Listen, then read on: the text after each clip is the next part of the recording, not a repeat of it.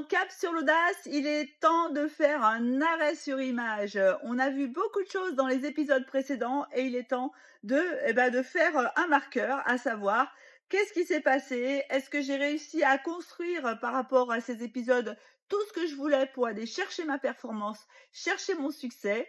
Ou est-ce qu'il y a encore des points d'accroche qui sont difficiles à réaliser? Alors tout marche pas du premier coup, je te rassure, c'est pour tout le monde pareil. C'est pour ça que la répétition, la discipline, la répétition, la méthode font partie, des phrases que je vais sans arrêt te redire parce qu'il n'y a que la répétition qui fait qu'on devient performant. Je te rappelle qu'au départ, je t'ai demandé de fixer ton objectif. Ton objectif, tu dois l'écrire. Ton objectif, il doit être SMART, c'est-à-dire qu'il doit être très clair, quantifié, il doit être réalisable dans un temps donné et rentable. Rappelle-toi, hein. Donc spécifique, S, SMART, mesurable, OK, A, atteignable en fonction du temps dont tu disposes et de l'objectif que tu t'es fixé. Ensuite, R, il doit être rentable, sinon c'est pas du business, OK?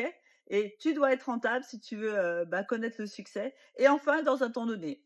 Ton objectif, tu l'as peut-être pas tout à fait écrit correctement, donc il n'y a pas de souci, tu recommences. Tu sais, on réussit jamais tout du premier coup.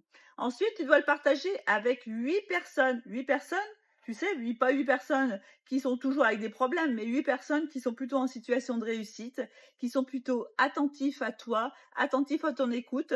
Tu peux aussi m'écrire, je peux aussi faire partie de ces 8 personnes référentes pour me partager ton objectif. N'aie pas honte, n'aie pas peur. Tu te rappelles, cap sur l'audace. Dans le mot cap sur l'audace, il y a l'audace. L'audace, ça va être, allez, je me lance, qu'est-ce que je risque? Tu risques rien. Partage ton objectif.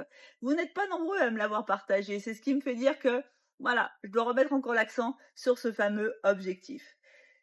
T'inquiète pas, on va le construire au fur et à mesure. Ensuite, je t'ai parlé de ta feuille blanche. Tu sais qu'il faut qu'à un moment donné, tu te tournes vers le futur et que tout ce qui est derrière, de toute façon, tu ne peux pas le changer, je te rappelle. Donc, OK, c'est fait, c'est digéré et maintenant, je me projette. Peu importe ce qui s'est passé, mon avenir, il n'est pas écrit. C'est à moi de l'écrire, c'est à moi de me projeter et c'est à moi de me mettre en énergie pour y arriver.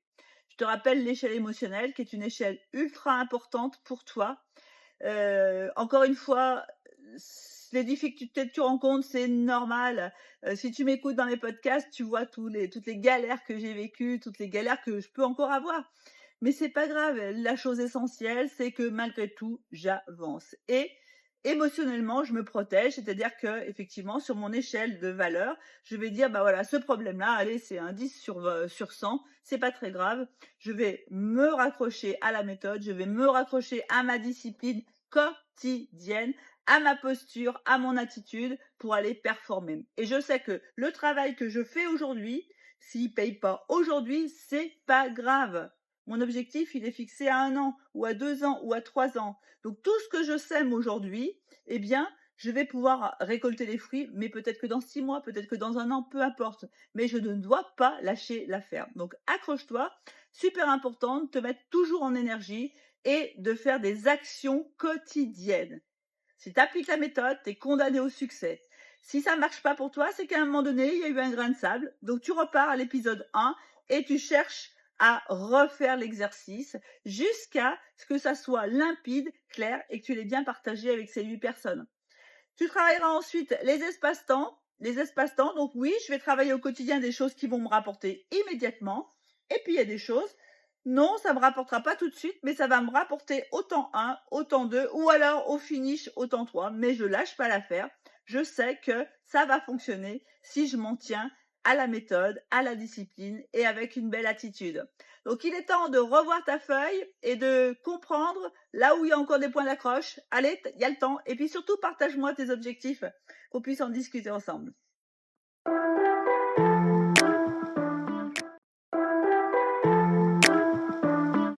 Aujourd'hui, cap sur l'audace, nous allons parler des espaces-temps. Ils sont au nombre de 4. Vous avez le temps 0, le temps 1, temps 2, temps 3.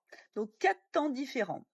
Dans votre objectif SMART pour réussir à performer, vous savez que vous avez un objectif qui a été fixé dans votre objectif à 1 an, 2 ans, 3 ans et pour ce faire, eh bien, vous avez des missions à réaliser en permanence en temps 0, en temps 1, en temps 2 et en temps 3.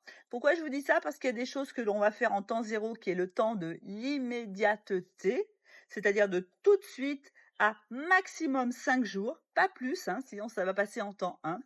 Il y a des choses que vous allez, faire au quotidien qui vont avoir des résultats immédiats ou qui vont avoir des résultats que très tardivement. Mais quand vous avez quelque chose à construire, il faut planter très tôt les graines de l'action pour que vous ayez des résultats. Je prends un exemple très concret. Si vous souhaitez monter une équipe colossale de plusieurs dizaines, voire centaines de personnes, eh bien, il va falloir que vous en parliez énormément. On l'a vu, hein, il faut sortir de sa zone de confort pour trouver sa zone de génie. Eh bien, en temps zéro, c'est-à-dire que chaque jour, il va falloir parler de ce que vous voulez obtenir comme résultat. C'est-à-dire que si vous en parlez à tout le monde, vous allez avoir des chances de rencontrer des talents tout au long des autres temps. On dit que pour trouver 4 magnifiques talents, opportunités, il faut recruter 100 personnes. Donc c'est énorme, ça veut dire qu'il faut commencer très tôt à, planter ces graines pour qu'elles aient le temps de pousser, le temps de s'épanouir, le temps de se développer et qu'enfin on puisse cueillir les résultats de votre travail en temps 0, mais les résultats seront qu'au temps 3. Donc le temps 1, c'est vraiment le temps qui va partir, lui, de la semaine jusqu'au mois. Donc là, on sait que dans son mois donné, on a une construction à faire, on a des missions à obtenir. Eh bien, c'est le temps 1, c'est-à-dire c'est juste après le 0. Vous ne devez pas le programmer dans l'instant, mais vous savez que dans le mois, vous devez vraiment faire un certain nombre d'actions pour réussir votre objectif. Le temps 1, c'est donc le mois. Le temps 2, c'est de l'ordre du trimestre, voire maximum du semestre. C'est des espaces-temps où il faut que vous fassiez des pointages. Vous avez des marqueurs qui vous disent oui, je suis sur la bonne voie ou non. Là, je suis en retard par rapport à mon objectif final qui est le SMART, l'objectif fin du temps 3, c'est-à-dire fin de la troisième année. Si vous voulez vraiment avoir un résultat de performance, il faut qu'en permanence, vous ayez des marqueurs en temps 2 qui vous disent tu es sur la bonne voie ou au contraire, non, non, non, là, tu as pris du retard. Donc, on remet à plat. On sait que le temps 2, le temps 3 doivent être travaillés différemment. Donc ces espaces-temps, il faut bien comprendre qu'à partir du moment où on a une vision assez lointaine, eh bien des choses qu'on doit faire tout de suite, mais dont les résultats ne se verront que peut-être dans 1 an. C'est pour ça qu'il y a un objectif SMART. Si vous n'avez pas d'objectif SMART, c'est-à-dire que si vous ne savez pas à quel moment vous voulez réussir votre objectif, eh bien, vous allez travailler que dans l'immédiateté. Et c'est pas du tout ce qu'on recherche pour être en belle performance. Donc, je vous souhaite un beau travail sur vos espaces-temps et je vous dis au prochain épisode.